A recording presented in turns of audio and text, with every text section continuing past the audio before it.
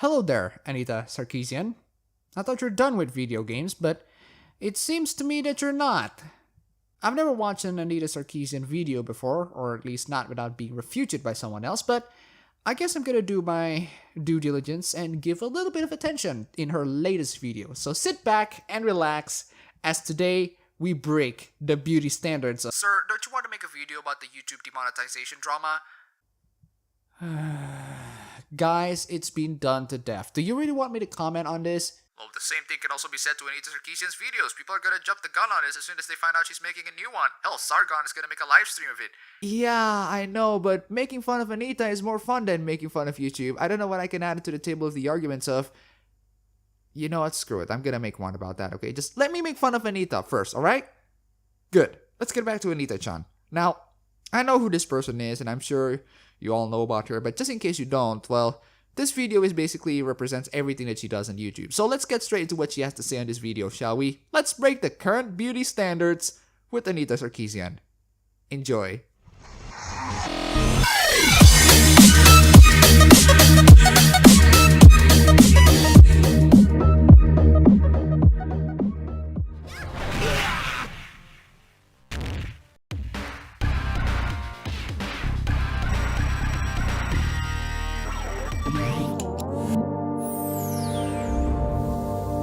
If there's one thing that I have to admit about Anita is that her production value is pretty damn good. I mean, that money has to go somewhere, right? I love the transition effects too. Let's see if I can do the same.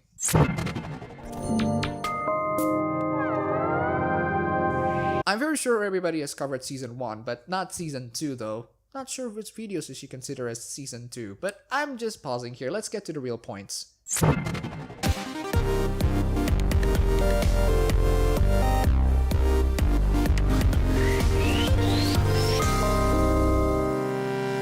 You know, for an anti-sex feminist, you sure as hell give tons of materials to fap to in the first 30 seconds of your video. Well, the first 30 seconds at least, before we can go into seeing her face. If you ask me, it's not something that I'd fap to. At their annual BlizzCon event in 2014, the wildly successful game studio Blizzard Entertainment showed off a new game they had in the works called Overwatch. Oh, poor Blizzard. Let's talk a little bit about Overwatch because they have a very interesting history with messing with feminists. There was the time where Blizzard decided to comply to the demand of one person on changing Tracer's butt pose. Blizzard responded in kind with a pose that is just a million times sexier. Then there's that time where Blizzard decides to censor Overwatch porn because... why? Then there's that time where Blizzard gets criticized for cultural appropriation, and the creative director responds with, we're not gonna offend everybody, we don't want to offend everybody. It seems like Blizzard is being populated by a bunch of pussies. I'm sorry, Blizzard, but there's a specific group of people that you just cannot please, and thy name is feminist. And from that first reveal, it was clear the appeal of Overwatch resided in its cast of characters, a diverse assortment of heroes, each with unique traits and abilities. The roster revealed at BlizzCon included men and women, sentient robots, and super intelligent gorillas. Overwatch is basically like a first-person shooter fighting game. Of course, you're gonna have a set of diverse characters with different abilities, you know, kind of like that game that she referenced in the intro. However, for all the apparent variety and diversity in the heroes Blizzard showed off at the game's debut, there wasn't much diversity to be seen in the body types represented by the female heroes. The male characters introduced that day included the towering knight Reinhardt, the sturdy engineer Torbjorn, the agile archer Hanzo, and the hulking simian scientist Winston, among others. Reinhardt wears a power armor, Winston is a gorilla, and Torbjorn is a dwarf. Not exactly the normal male body type, if you ask me. The 5 female characters introduced consisted of the slender adventurer Tracer, the slender healer Mercy, the slender support character Symmetra, the slender sniper Widowmaker, and the slender but well-armored security chief Pharah. Because McCree, Hanzo, Genji, Soldier 76, Junkrat, and Reaper don't look slender at all. I mean, how diverse would you consider the female would be? How much diversity would the female need to be so that you need to consider it diverse? Let's see if Anita answers this very basic question. Overwatch was hardly alone in having all of its female characters share a similar physique. Before you guys bring up Mei, Anna, and Zarya, she brings them up later. She's talking about the announcement trailer of Overwatch that features only the characters mentioned that are slender. Let's just move on. In Ultra Street Fighter 4, characters such as Dalsum, Hakan, E. Honda, Rufus, and Vega represent a significant range of male body types. Looking at the roster of female characters, however, while some may be a bit taller than others or have slightly larger thighs, not one of them represents a notable departure from the slender body type that has been established as the standard of conventional female attractiveness. Ryu, Guile, Ken, Akuma, Sagat, Vega, it's not a problem exclusive to females. Why are you complaining when it's the female that is the problem? Since I'm not a huge Street Fighter guy, anyone on Street Fighter can leave comments rebutting some of the points that she make. You're welcome to do so. Similarly, when we look at the champions on offer in the hugely popular MOBA League of Legends, Not a big fan of League of Legends. She's just using this as another example to show that the body diversity is lacking. Here's what she has to say about the female characters, and all of you League of Legends experts can respond to her as you wish. but when we look at the female heroes, there's nothing approaching the diversity we see on the male side of the roster. There are a few noteworthy variations from the standard. Illaoi is somewhat more muscular than many of the female characters. Jinx has smaller breasts, and there's the cute gnome-like Tristana. But the overwhelming majority of female characters make it clear that a slender figure with prominent breasts is viewed as the standard for female character design. Okay, League of Legends players, and my viewers in general. Here's one thing that you might notice about Anita Sarkeesian and one of her brilliant manipulation tactics. Let me ask you a question. But the overwhelming majority of female characters make it clear that a slender figure with prominent breasts is viewed as the standard for female character design. Do you feel the sense that she's talking about that as if it's a bad thing? I don't know about you, but I got that sense on my nerves. And this is basically Anita's tactic on guilt-tripping you to listen to her. Somehow, less diversity of body types in female characters is bad, and more diversity of body types is good. She doesn't outright state it, but you can feel that that's what she's trying to say. She's making it as if this is a big problem in the video gaming industry. She's making it as if this is bringing a negative impact to the gaming industry. But we're just 2.5 minutes in. Let's not assume things. Let's just dive in more. Likewise, in Dota 2, male heroes can be handsome or... Why are you giving examples of games that I'm not familiar with? She basically states the same point except Dota 2, and I'm sure it's about as fallacious as the other ones. Skip. Where are all the female rock creatures, skeletal priests, and whatever this thing is?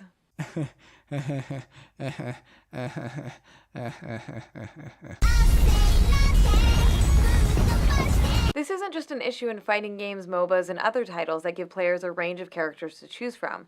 Female characters across the board are often limited to that same specific body type. So what? So what? So what, Anita? Why is it a bad thing, Anita? Can you explain to me why it's a bad thing? At least give me an answer, or a hint, or a possible answer.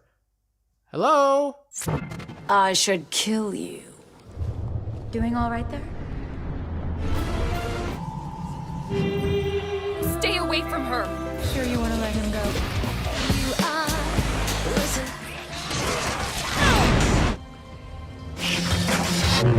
And this guy wants me to trust him. Okay, Anita, nice compilation of footages of females in the same body structure and posture. Explain to me why this is a bad thing. I'm waiting. It's as if male characters are free to embody whatever physique best communicates their personality or abilities, but when it comes to the designs of female characters, that kind of imagination and creativity often doesn't seem to exist. So what you're saying here is that fat male gamers can project their fat body type into big, huge male characters, but fat female gamers cannot project their fat body type into big, huge female characters because there's very little of them, and therefore it makes the female gamers more insecure and uncomfortable as they play the game because their body type is not being represented. He just put on 300,000 pounds. I am so jealous. Ladies, show of hands. Who wants to see an awesome and sexy yaoi of Torbjorn and Roadhog?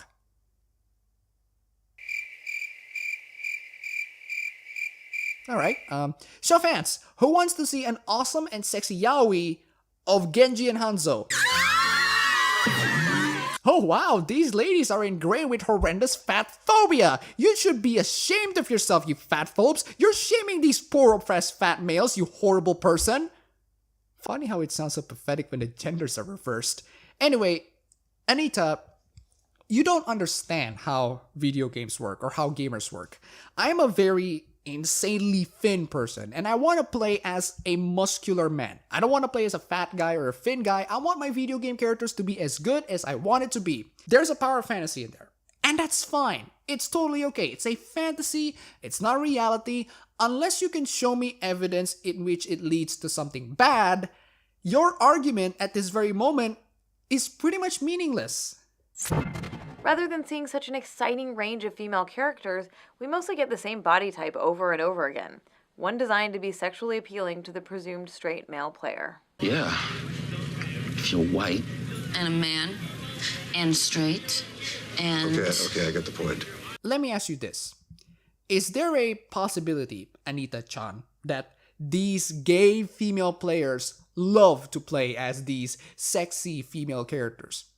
Is there a possibility that they don't want to see themselves being represented and that they only want to play a good game with awesome female characters? Is there a possibility of that happening, Anita? This reliance on the same body type for so many female characters isn't just boring, it's harmful. Oh, finally!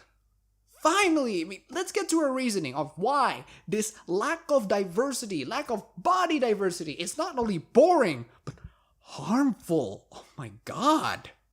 It links our value as human beings within the culture to our desirability to men, and it reinforces our culturally influenced ideas about who gets to be considered desirable and who doesn't. Wait, what? It links our value as human beings within the culture to our desirability to men, and it reinforces our culturally influenced ideas about who gets to be considered desirable and who doesn't. Wait, what? It links our value as human beings within the culture to our desirability to men, and it reinforces our culturally influenced ideas about who gets to be considered desirable and who doesn't.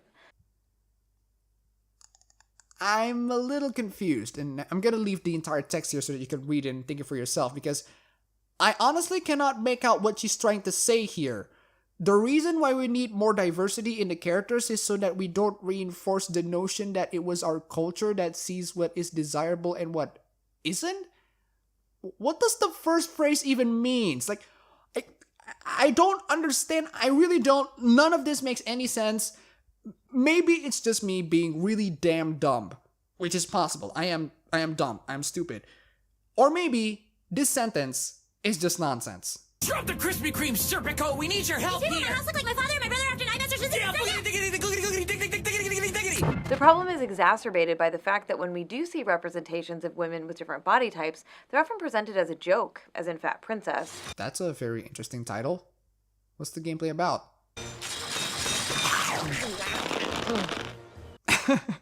That's a really funny game. Oh my god, is that fatphobic? Or they're pathologized and presented as a twisted transgression of the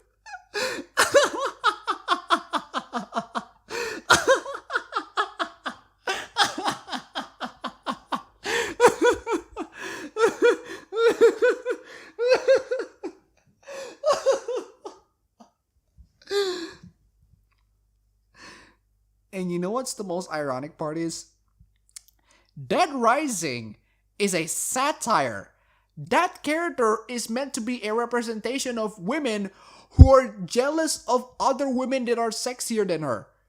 The reason why trigger warning is applied in there is because this woman over here accurately represents feminists in general.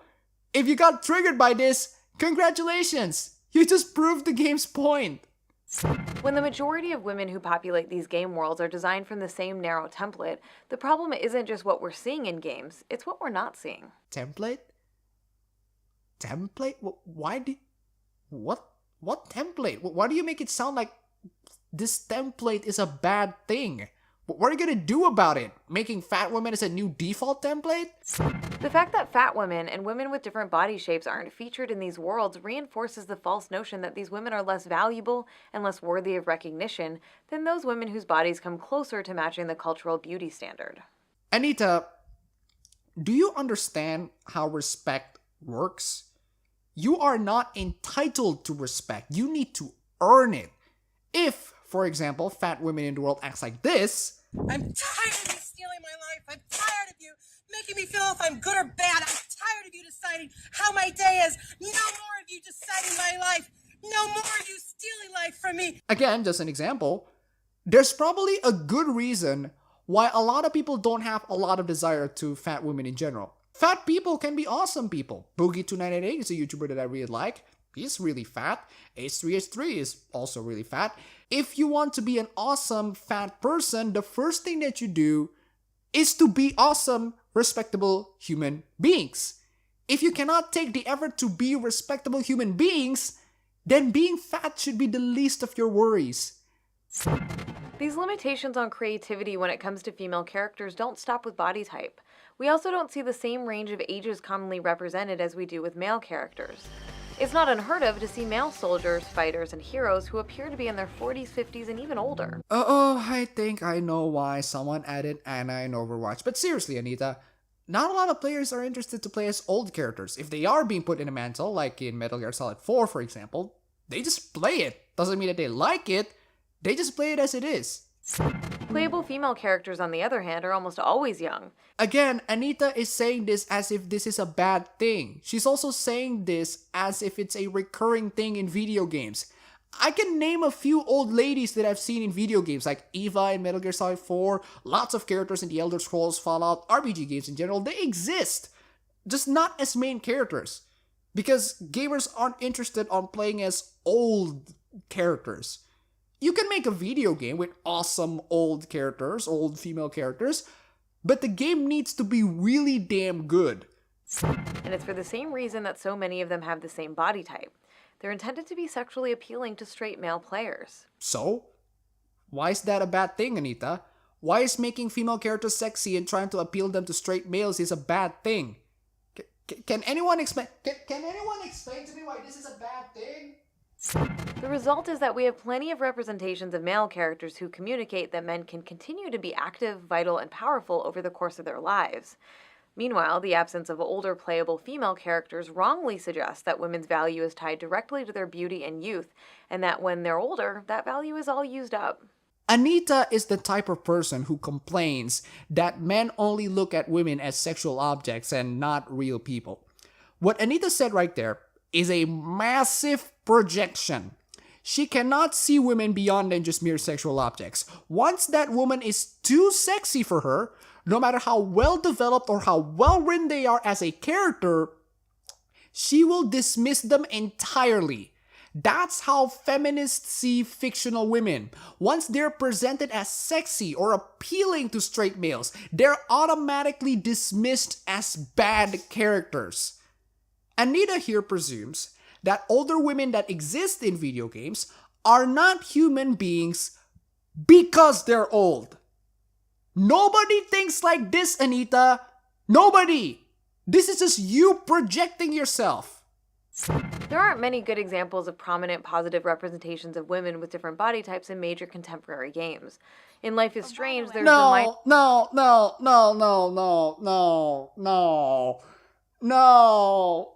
No. Stop using Life is Strange. You're making me feel guilty for loving that game. And yes, I do love the game, sue me. So Anita, how are you gonna use this game as an argument in your favor? I mean, you love this game. You referenced this game a couple of times in your previous videos. You used them as excellent examples. Show us your passion and love of Life is Strange with this video, please. At least that will be more enjoyable to hear. In Life is Strange, there's the minor character Alyssa, a classmate of Max, the protagonist. Oh my god. Oh my god, really? Really? As someone who has played Life is Strange and loved the ever-living hell out of that game, I can confirm to you that this character Anita refers to as a prominent, positive representation of women with different body types in contemporary games. She is a pointless throwaway. She is completely insignificant, unimportant, and in every episode always suffers from many forms of bad luck.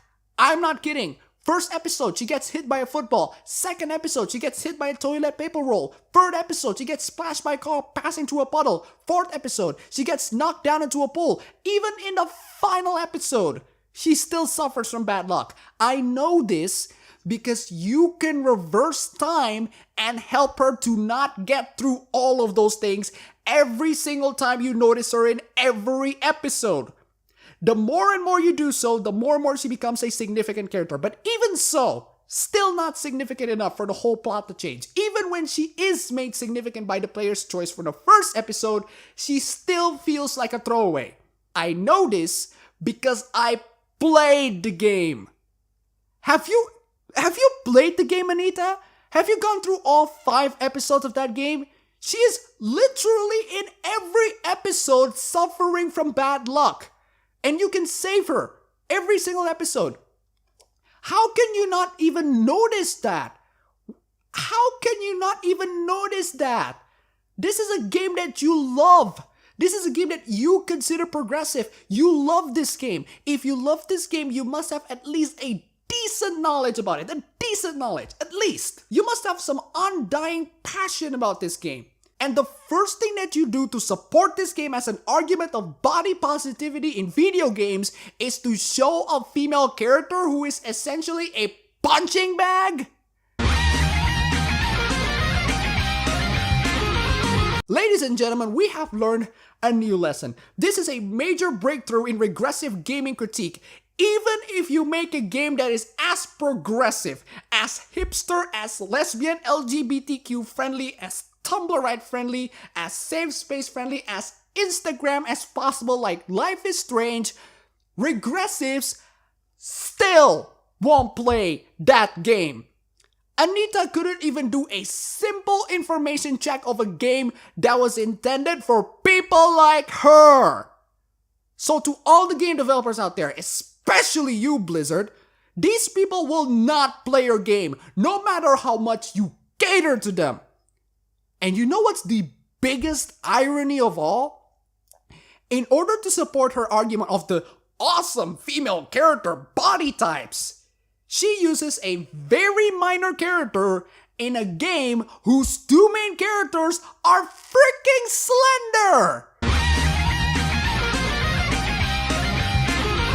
In Assassin's Creed Syndicate, there's Agnes McBean, owner of the train which becomes the hero's base of operations. I've played Syndicate and she's not really that good, to be honest. And in Star Wars Knights of the Old Republic 2, Kreia is a great example of a capable, powerful, older female character. Well, there's one good thing that came off in this video. I'm gonna download and replay Knights of the Old Republic.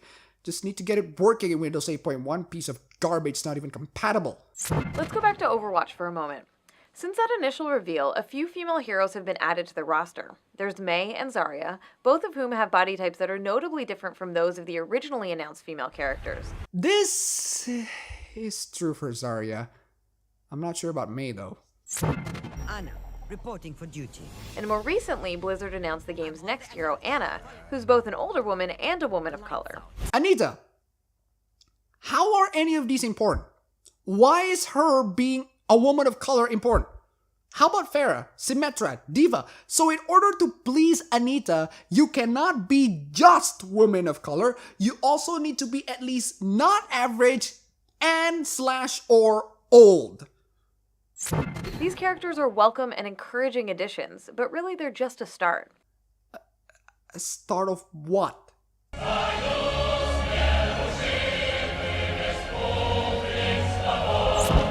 Game developers need to continue actively working towards creating the same range and diversity of female body representations that we see among male characters. Anita, you still cannot give me a good reason why any of these are important. Or at least a reason that doesn't sound conspiratorial. Everything is sexist, everything is racist, everything is homophobic, and you have to point it all out. Everything is sexist.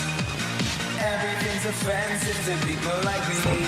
When female characters' bodies are liberated from the need to uphold narrow, limiting cultural beauty standards, the resulting range of representations can not only make games themselves more interesting, it can encourage us to see all women as the desirable, valuable, autonomous, fully human individuals that we are.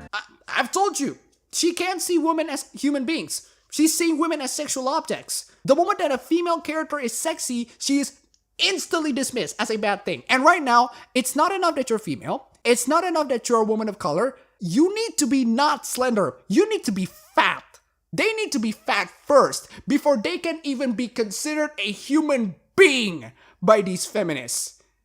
This video is basically everything wrong with her videos in the past. She made even more stupidity in the past. So take my advice, Anita. Get a freaking perspective. That's all for the video today. If you like this, you can go ahead and click the like button and subscribe for more. Thanks for watching.